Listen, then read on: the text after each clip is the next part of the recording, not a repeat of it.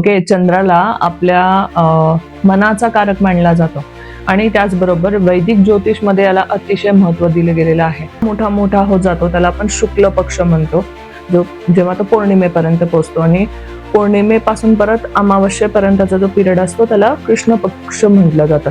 तर असं का होतं, का आहे ह्या गोष्टी?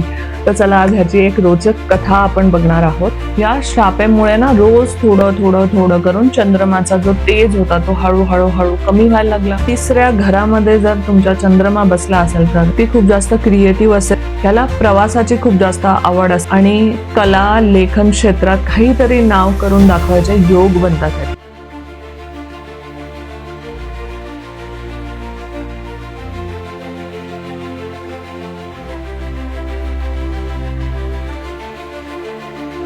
नमस्कार. जसं की आपल्या सगळ्यांना माहिती आहे, आज आपण चंद्राबद्दल बोलणार आहोत. आपला सगळ्यांचा फेवरेट चंदा मामा आपण म्हणायचं लहानपणी ज्याला. ओके, चंद्राला आपल्या मनाचा कारक मानला जातो आणि त्याचबरोबर वैदिक ज्योतिषमध्ये याला अतिशय महत्व दिलं गेलेलं आहे. वेस्टर्न ज्योतिषमध्ये असं असू शकतं की ते सूर्याला जास्त महत्व देतात, सूर्याला आत्मकारक मानलं जातं आणि चंद्राला मनाचा कारक मानलं जातं. आणि एक तर चंद्र ना जलद गतीने फिरणारा ग्रह आहे, ठीक आहे. पटापट राशी परिवर्तन होतं, त्याचं चंचल असतो खूप जास्त, ठीक आहे. आणि आपण जेव्हा पृथ्वीवरती आत्मा जन्म घेते ना त्यावेळेला ऑफकोर्स त्याचे मागचे लेसन्स वेगळे असतात, ते सगळे इनसाइड असतात, ठीक आहे. पण आउटसाइड जे मॅक्सिमम गोष्टी असतात ना त्या सगळ्या आपल्या मनावरती डिपेंड असतात. जेव्हा आपण बर्थ घेऊन येतो, ठीक आहे, माझं मन करतंय, माझं मन नाही करत आहे, मला वाटतंय, तर हा अतिशय महत्वाचा ग्रह आहे. ज्या वेळेला तुमच्या मनाचं गोष्ट येते, ठीक आहे, आत्म्याचे लर्निंग असतील ते असतील, पण आता ह्या युगामध्ये जर तुम्हाला बॅलन्स करायचं असेल किंवा गोष्टी बेटर करायच्या असतील तर चंद्र खूप महत्वाचा आहे. तर आज आपण ह्या चंद्राबद्दल डिटेल डिस्कस करणार आहोत. त्याचबरोबर जे 12 घर आहेत आपले कुंडलीचे, घरामध्ये हा चंद्र कुठे कुठे बसल्यानंतर काय काय परिणाम देतो हे सगळं आपण डिस्कस करणार आहोत. आणि त्या चंद्रमाबद्दल एक पौराणिक कथा, रोचक कथा आपण बघणार आहोत, जे आपल्याला माहिती असायला पाहिजे. चला मग व्हिडिओला सुरू करूया. जसं की आपल्या सगळ्यांना माहिती आहे, वैदिक ज्योतिषमध्ये अतिशय महत्वाचा एक श्लोक म्हटला जातो, चंद्रमा मनसो जात. चंद्र हा आपल्या मनाचा, आपल्या भावनेचा कारक आहे. आपल्या भावना, आपला स्वभाव सगळा आपल्या मनावरती डिपेंड असतो. त्याच्या चंद्रमांनीच तो डिसाइड होतो. तुम्ही इमोशनल असाल, तुम्ही प्रॅक्टिकल असाल, सगळं काही चंद्रानेच बघता येतं. म्हणूनच ज्योतिषीमध्ये, आपल्या वैदिक ज्योतिषमध्ये चंद्राला अतिशय महत्व दिलं जातं आणि त्याला आपल्या राशींना जेव्हा जन्म घेतो त्यावेळेला त्यांना चंद्र राशी म्हटलं जातं. रोचक कथा आहे चंद्रमाची, जी आपल्या सगळ्यांना माहितीच असायला पाहिजे. बऱ्याच प्रश्नांची उत्तरं भेटेल ह्यानी तुम्हाला. मोठा मोठा मोठा होत जातो त्याला आपण शुक्ल पक्ष म्हणतो, जो जेव्हा तो पौर्णिमेपर्यंत पोहोचतो आणि पौर्णिमेपासून परत अमावस्येपर्यंतचा जो पिरियड असतो त्याला कृष्ण पक्ष म्हटलं जातं. तर असं का होतं, का आहे ह्या गोष्टी? तर चला आज ह्याची एक रोचक कथा आपण बघणार आहोत. तर प्रजापती दक्ष आहेत, त्यांच्या 27 कन्यांशी चंद्रमाचं लग्न झालेलं. ओके, या 27 कन्या म्हणजेच आपले नक्षत्र आहेत, 27 नक्षत्र. चंद्रमाचं आपल्याला माहिती आहे मूडी आहे ना, मनाचा कारक आहे, तर चंद्र तसेच असणार. तर त्यांच्यातली जी रोहिणी नक्षत्र आहे, रोहिणी जी होती त्यांची वाईफ, तिच्यावरती ते प्रेम करायचं चंद्र. ओके, तर ह्या गोष्टी बाकीच्या ज्या 26 नक्षत्र होत्या त्यांना खूप वाईट वाटलं की अरे आमच्यावर तर चुकीचं होत आहे, हा फक्त रोहिणीकडे जास्त लक्ष देतो, तिथेच मन ह्याचं वळतं. त्यामुळे ह्यांनी प्रजापती दक्षला जाऊन कंप्लेंट केली.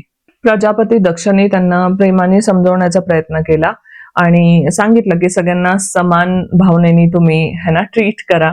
पण पुढे काही दिवस बघितल्यानंतर तरीही चंद्रमामध्ये काहीही फरक पडला नाही. ओके, त्यामुळे मग प्रजापती दक्ष यांना राग आला. रागामध्ये प्रजापती दक्षनी त्यांना श्राप दिला चंद्रमाला की तुझ्या ज्या चमकीवरती, तुझ्या ज्या ब्राईटनेस वरती तुला हे आहे ना घमंड, ते तू आता म्हणजे तेवढा ब्राईट नाही राहणार आहेस, तो सगळं काळोखात जाशील, तुझं सगळं चमक निघून जाईल, अशा टाईपचा त्याला श्राप भेटला. या श्रापेमुळे ना रोज थोडं थोडं थोडं करून चंद्रमाचा जो तेज होता तो हळूहळू हळू कमी व्हायला लागला. चंद्रमानी ह्या गोष्टी महादेवला सांगितल्या, त्यांची उपासना केली, त्यांचा तप केला खूप जास्त, आणि मग नंतर महादेव त्यांच्या तपानी खुश झाले आणि मग त्यांना आशीर्वाद दिला. म्हणजे त्यांचा श्राप तर त्यांनी रिझॉल्व्ह नाही केला, पण त्यांनी त्यांना आशीर्वाद दिला की 15 दिवस तुझं तेज कमी कमी कमी होत जाणार, तसंच 15 दिवस तुझं तेज वाढत वाढत वाढत पण जाणार.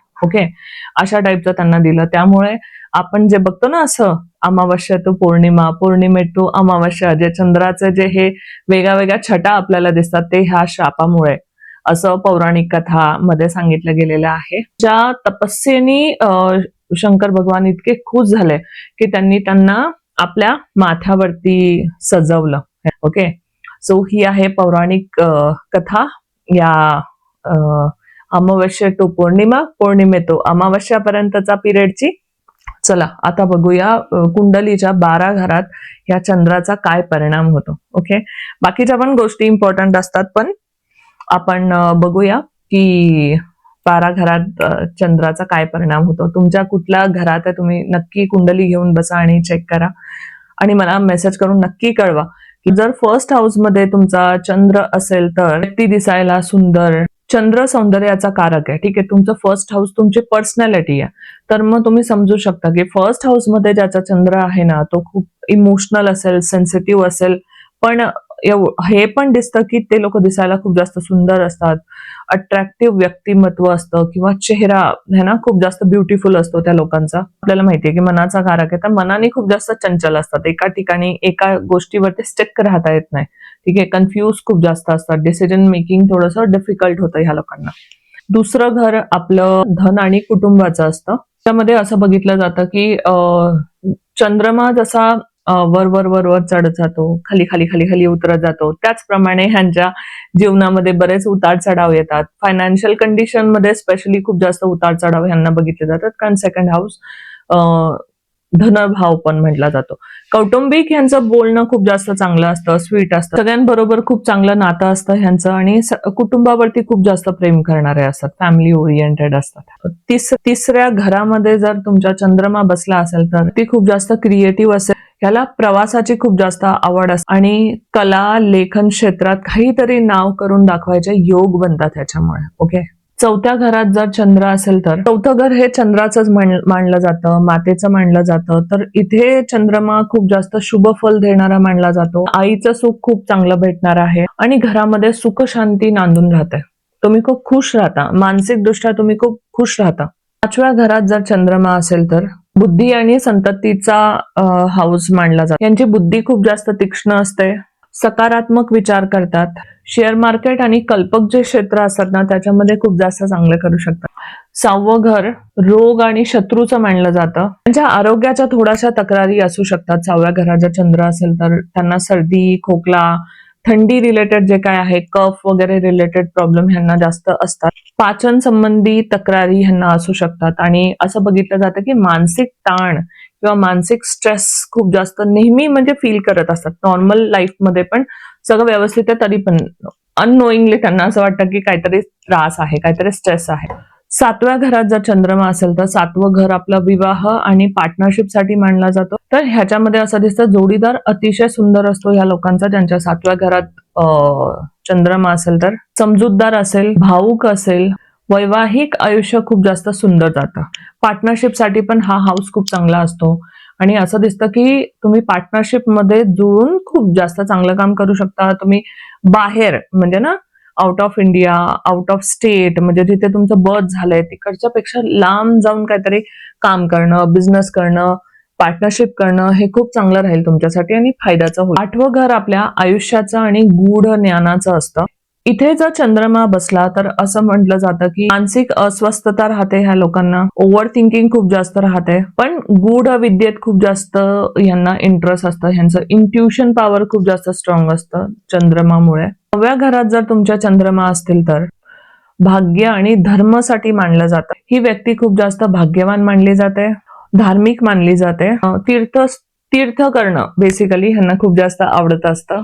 यांना वडिलांचं सहकार्य लाभतं. ओके, वडील ह्यांचे इतके प्रेमळ असतात की आईसारखं प्रेम करतात. 10वं घर जर आपण बघितलं तर 10वं घर आपलं कर्म आणि करिअरसाठी असतं. 10व्या घरात जर चंद्रमा असेल तर नोकरी व्यवसायात सारखा सारखा बदल जाणवतो किंवा एक टिकून राहणारा जॉब किंवा गव्हर्नमेंट जॉब किंवा असं 9 to 5 नॉर्मल जॉब जो असतो ना, तसं नाही करू शकत ही लोक.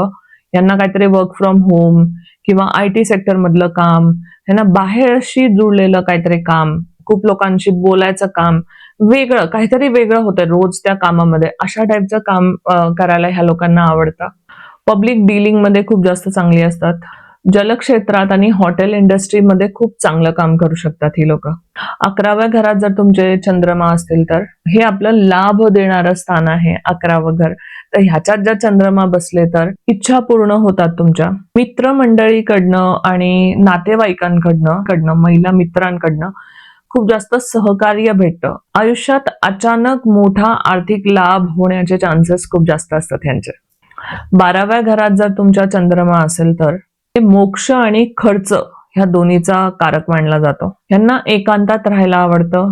परदेशी जाण्याचे योग खूप जास्त प्रबल असतात ह्या लोकांचे. तिथे जाऊन सेटल होण्याचे योग खूप जास्त चांगले असतात.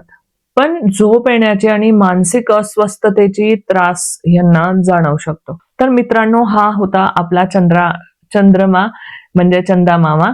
आणि आय होप आज तुम्हाला बऱ्यापैकी चंद्राबद्दल माहिती भेटली असेल आणि आय होप तुम्हाला आवडला असेल तर प्लीज लाईक करा, शेअर करा, सबस्क्राईब करा आणि कमेंट करा मला की तुमचं चंद्र कुठल्या हाऊसमध्ये आहे. अशाच रोचक माहितीसाठी माझ्या चॅनलला हाईप करा आणि माझ्याशी कनेक्ट राहा. नमस्कार.